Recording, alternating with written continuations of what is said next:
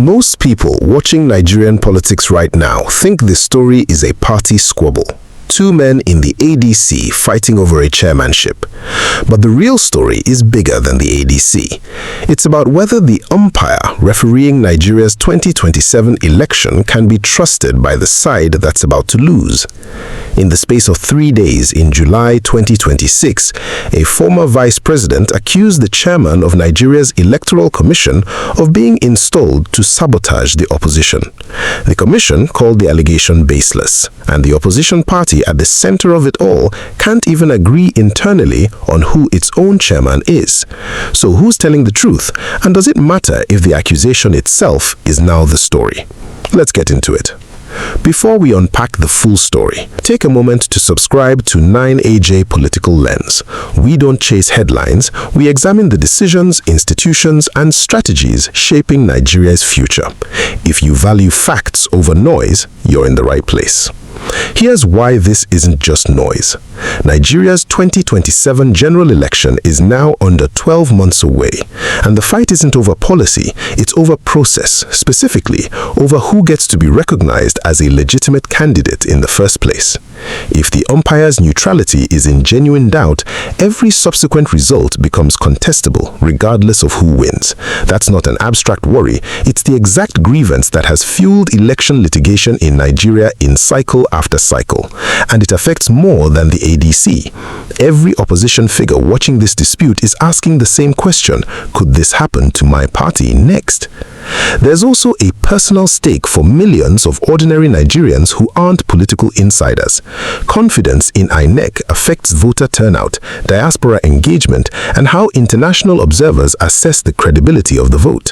When the loudest actors in the system start openly accusing the referee of bias, that skepticism trickles down to everyone holding a voter's card.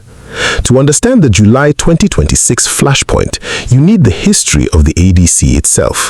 The African Democratic Congress has spent the last 2 years transforming from a minor party into the umbrella opposition vehicle after a coalition of prominent politicians, including Atiku Abubakar, adopted it as their platform ahead of 2027. Former Senate President David Mark emerged as the party's national chairman, and Atiku emerged as its presidential candidate.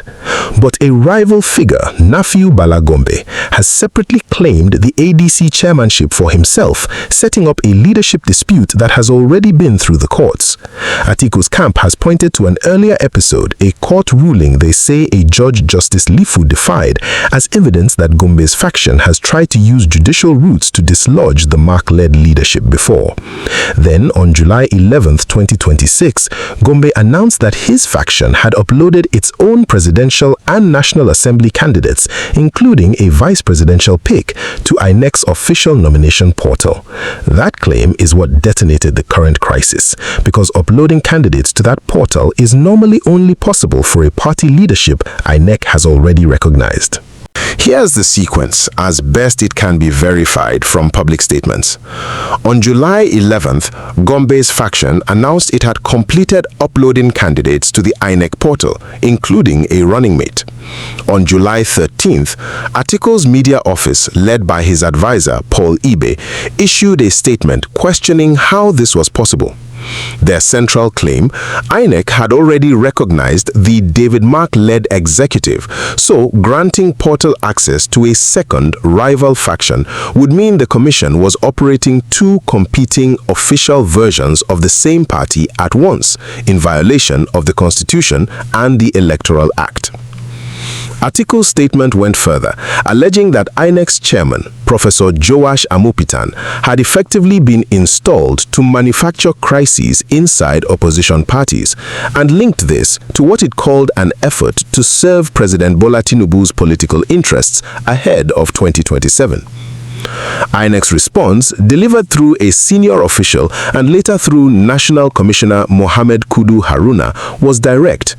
The commission said the commission never issued a portal access code to the Gombe faction at all, and that only the MAC-led executive, which had already uploaded roughly 400 candidate names before a Court of Appeal ruling complicated the party's internal congresses, held valid access. INEC also rejected the idea that Amupitan was involved in the ADC's internal leadership fight, noting that the commission had not taken either faction to court.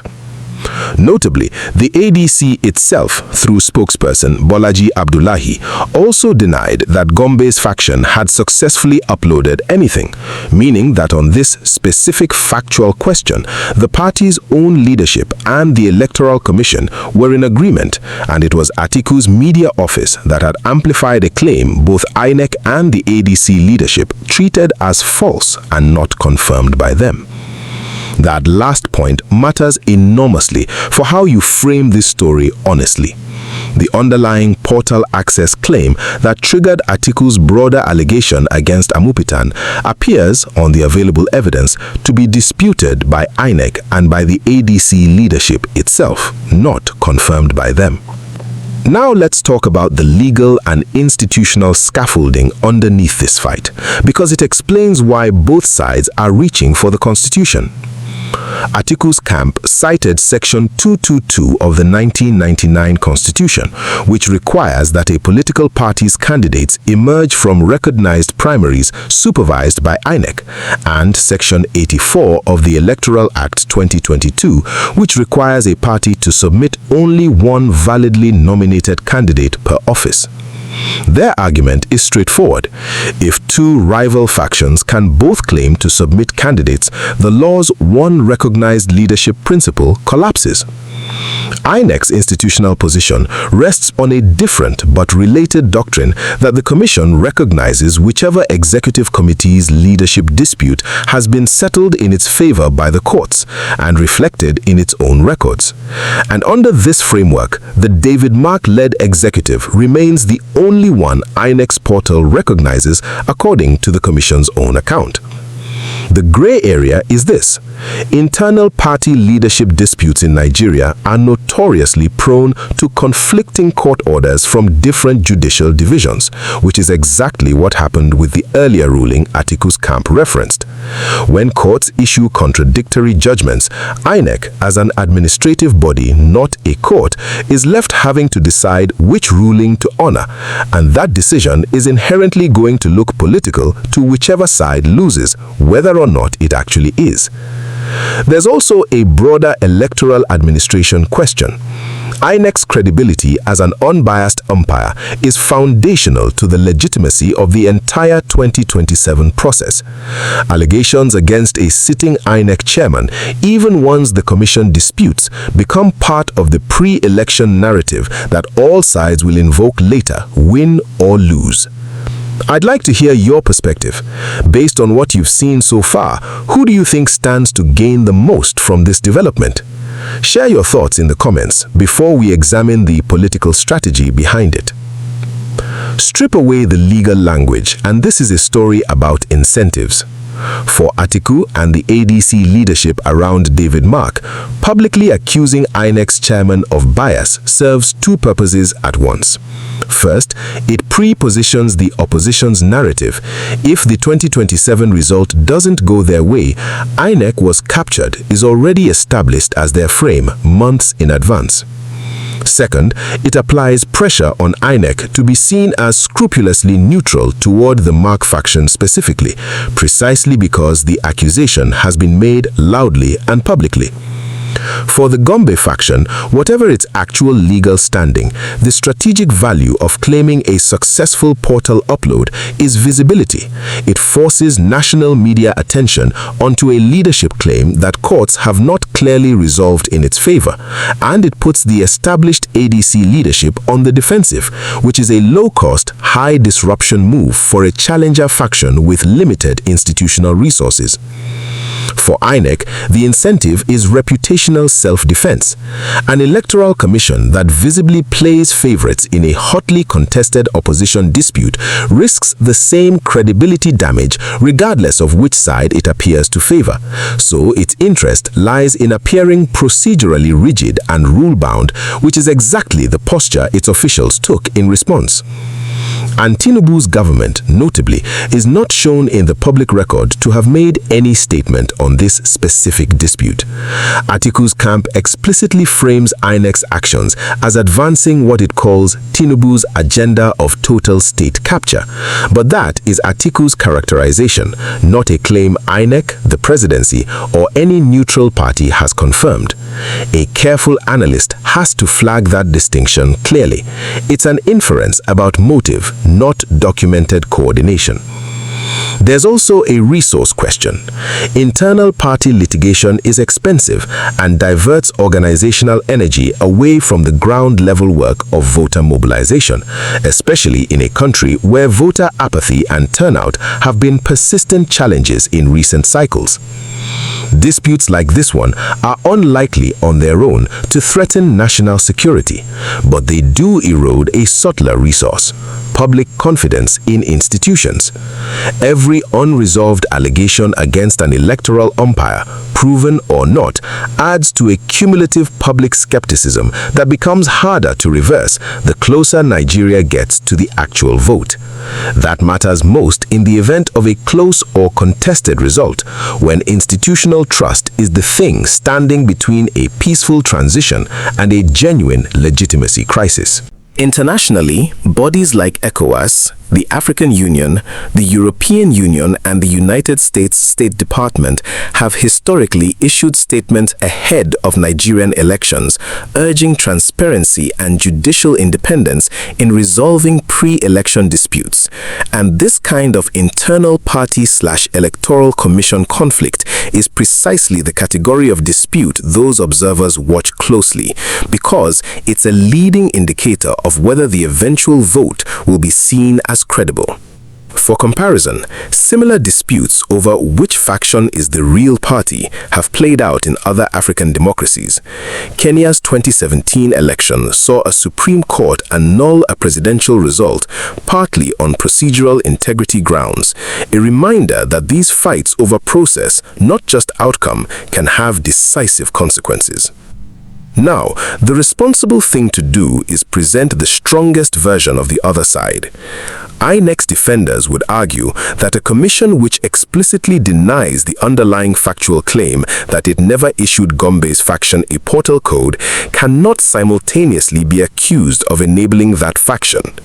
If both INEC and ADC's own established leadership agree the upload never happened, critics say Atiku's broader accusation against Amupitan is built on a foundation neither institution confirms. Atiku's defenders would counter that the commission's silence in the initial 48 hours after Gombe's claim, before Haruna's clarification, created legitimate room for suspicion, and that Amupitan's tenure should be judged not on this single episode, but on a pattern, including the earlier disputed removal of ADC executive names that Atiku's camp has referenced from prior litigation. The honest analytical position is that both things can be true at once. INEC's specific factual denial on the portal access question appears well supported by the ADC's own confirmation, while the deeper question of whether INEC's institutional posture has been even-handed towards the opposition as a whole remains a legitimate unresolved political debate, one voters, not this channel, will ultimately have to judge. If this analysis is helping you see the bigger picture, click the like button. It tells YouTube that thoughtful political conversations deserve a wider audience. Watch for 3 signals over the coming weeks. First, whether the Gombe faction pursues its claim through further litigation, which would keep the ADC's internal crisis, and by extension, questions about INEC's handling of it in the new cycle through the candidate nomination deadline. Second, whether INEC issues any further public clarification beyond Haruna's statement, since a commission that stays fully silent invites more suspicion, while one that over-explains risks looking defensive. Third, watch how other opposition parties respond. If any of them publicly echo Atiku's framing of a state capture strategy, that would signal the allegation is gaining traction beyond one party's internal dispute.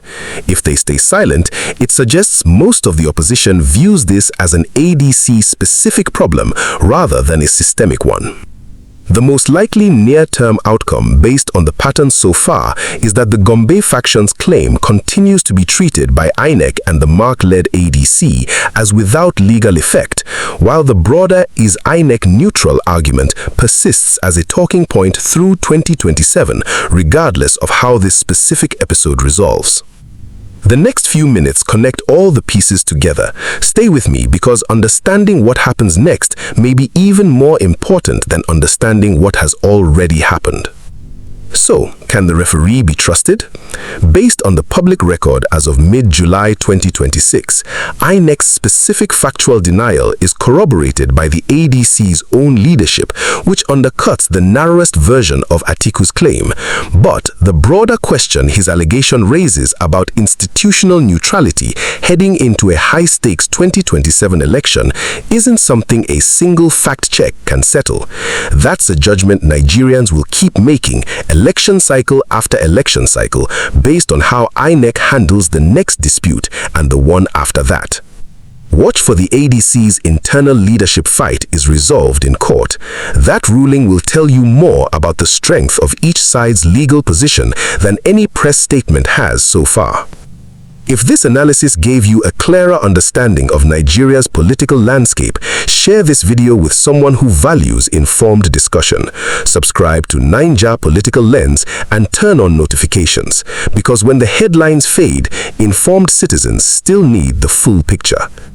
This has been Naija Political Lens, where we go beyond the headlines to uncover the facts, the context, and the strategy behind Nigeria's biggest political stories. Thank you for watching, and I'll see you in the next analysis.